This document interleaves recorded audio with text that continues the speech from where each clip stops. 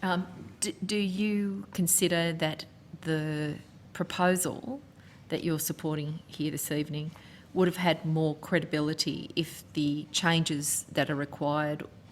or indicated by the recommendations of the inquiry that preceded this in this committee had already been implemented and trust had been built with the community at large?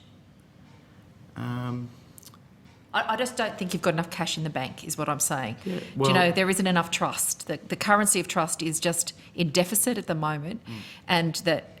as altruistic as the proposal may appear,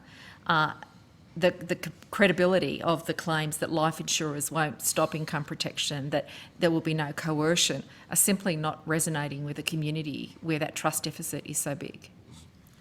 I don't think there's a discrepancy in the description of the problem. I think everybody's describing the problem in the same way. But I'm saying that the solution that you're offering with the current trust deficit is one that people aren't buying because there just isn't sufficient capacity for people to think that the life insurance industry is going to act in a way that is ethical with regard to vulnerable people right now. Look, as this committee released our report, which I think to be pretty accurate, was a fairly damning indictment of some of the practices of the insurance industry in Australia, and had a very significant and unanimously agreed set of recommendations around significant change that needs to be undertaken, and significant change in regulation and observation and management of the sector. So my question to you is, given the report, does this seem to be the appropriate time to be investigating a greater role for an insurance industry that already is suffering a trust deficit? The claims that you make about the proposed policy framework,